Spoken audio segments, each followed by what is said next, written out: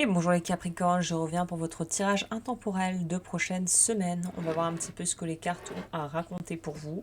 J'ai évidemment pré-brassé tout ça pour qu'on ait juste à découvrir ensemble le message et qu'on découvre les cartes tous ensemble.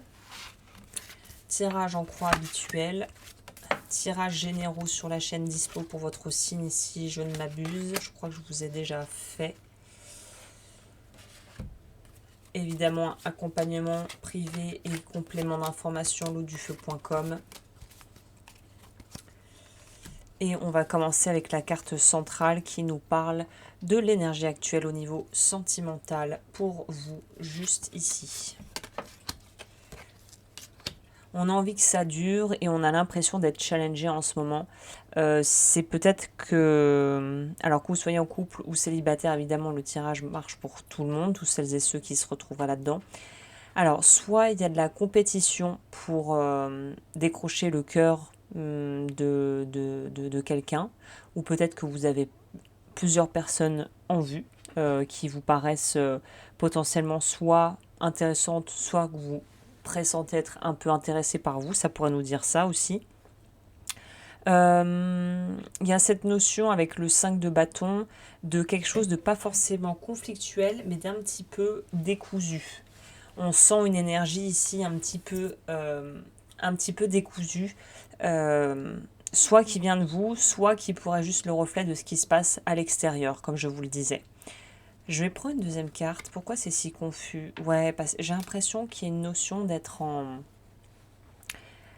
Pour les couples, ça pourrait être d'avoir des gens qui pourraient un peu vous faire de l'œil alors que vous êtes en couple. Alors peut-être qu'en face, les gens qui vous sollicitent ne savent pas forcément que vous avez quelqu'un dans votre vie, ou peut-être que oui, et que c'est ce qui rend la chose pour ces personnes plus excitante, d'essayer de vous conquérir. Ah, c'est ça. Le mot intéressant ici, je trouve, qui, qui, qui est vraiment approprié, c'est la notion de conquête. Soit on veut conquérir quelqu'un, soit on veut être conquéri et conquis et séduit. Mais il y a de toute vraisemblance quand même quelque chose de l'ordre de vouloir être choisi ou de choisir et de remporter la partie, si vous voyez ce que je veux dire. On est un peu dans un truc comme ça ici. Euh, on est un peu dans un truc comme ça ici.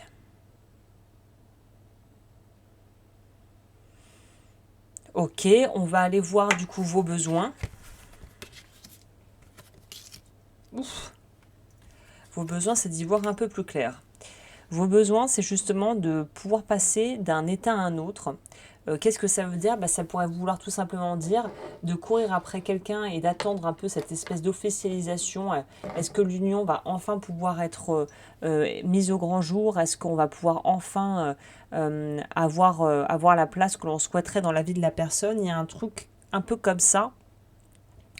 On aimerait pouvoir conquérir, c'est ça, on aimerait pouvoir avoir cette place si chère à notre cœur pour quelqu'un et ou pour les célibataires de trouver une personne avec qui on pourrait vraiment partager une vraie tranche de vie. Donc c'est confus parce que vous semblez être dans un espèce d'entre-deux où vous avez les atouts, les cartes en main, et puis en même temps, vous n'avez pas tant confiance que ça en vos capacités, ou vous savez que évidemment la situation ne dépend pas complètement de vous. Évidemment, là, il y a une idée aussi de savoir que la situation ne dépend pas complètement de nous et de se retrouver un petit peu ballotté entre oui, non, est-ce que ça le fait, est-ce que ça le fait pas, est-ce que je me fais des films, est-ce que c'est une bonne idée de vouloir aller dans cette direction. Vous moulinez beaucoup là, hein. La personne que vous pourriez avoir dans le cœur ou avec qui vous pourriez être déjà. Alors la personne avec qui vous pourriez être ou que vous auriez dans le cœur tourne un peu en rond. Peut-être que c'est pour ça que vous moulinez, parce que vous dites alors qu'est-ce qu'on fait? Est-ce qu'on déménage? Est-ce qu'on prend des vacances? Est-ce que on organise quelque chose? Est-ce qu'on fait un atelier de développement personnel? Est-ce qu'il faut que je pose des jours de congé? Est-ce qu'il faut que je continue à fond mon boulot? Si vous bossez ensemble, c'est comment on peut trouver le bon rythme? Enfin, tout a l'air un peu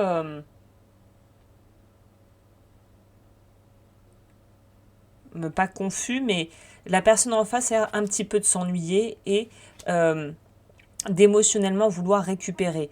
Donc vous avez quelqu'un en face qui ne suit pas du tout votre cadence. C'est peut-être ça d'ailleurs qui vous agace un peu. On nous parle quand même dans vos besoins d'un truc qui explose littéralement, donc d'un espèce de ras-le-bol d'un statu quo. Moi c'est comme ça que je l'interpréterais ici.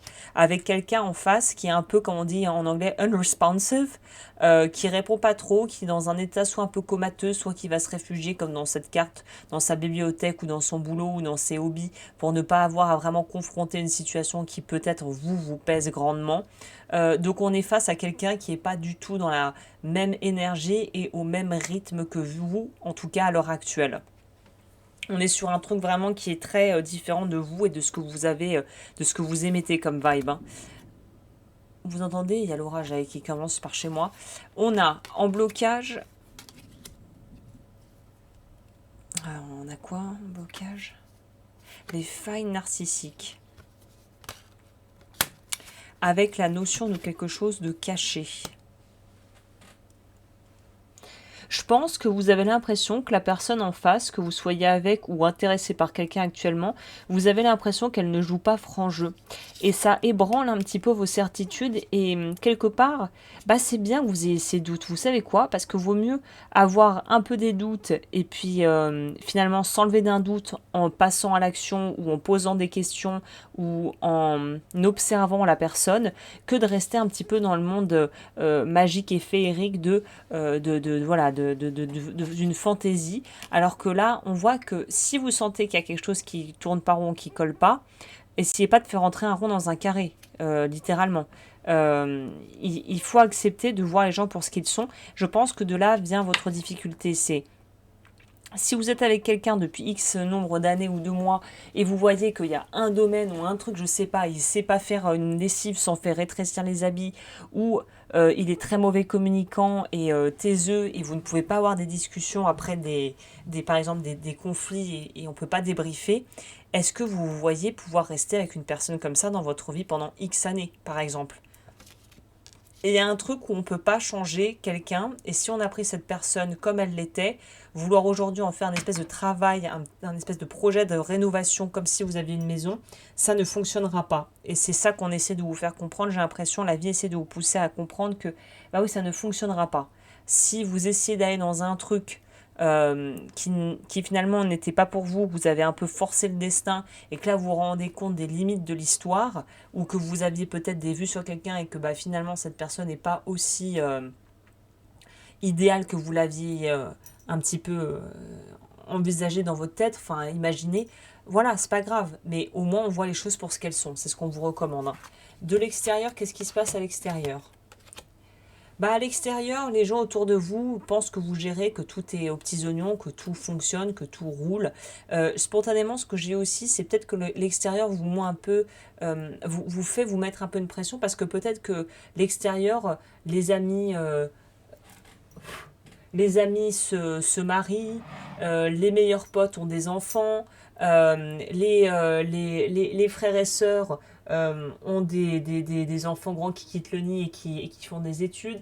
Il y a une notion d'avoir l'impression peut-être d'être un peu bah, finalement en compétition, se mettre un peu en compétition malgré soi avec l'extérieur parce que tout nous rappelle autour de nous qu'en fait la vie avance et que les gens font leurs projets et que finalement bah, le compteur tourne et qu'on a envie de pouvoir se dire que nous aussi on a réalisé des choses au niveau sentimental et qu'on a pu construire un foyer et qu'on a pu faire ça du mieux qu'on a pu. Donc vous vous mettez aussi un peu une espèce de pression parce que l'extérieur a l'air de tellement finalement vous happer et vous sembler évident quelque part.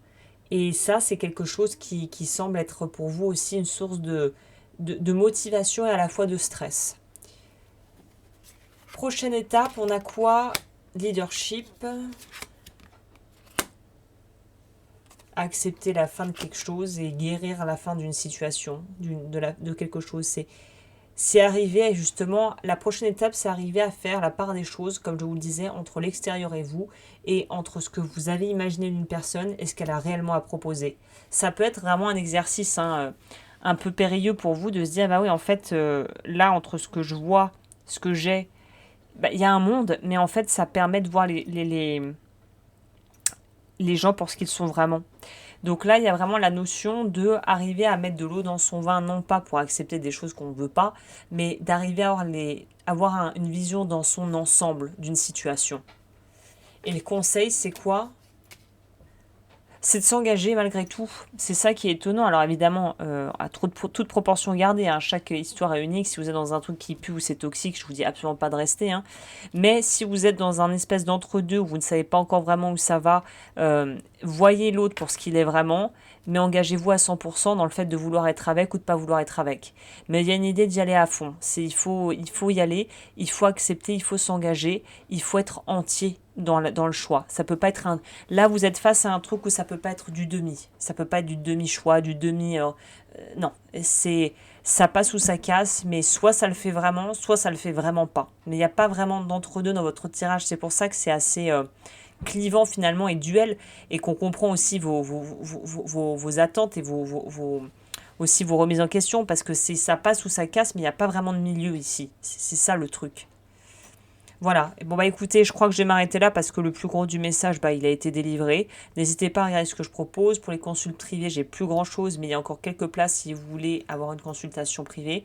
Et moi, je vous dis à très vite ici ou sur ma chaîne d'EFT, EFT avec Agnès.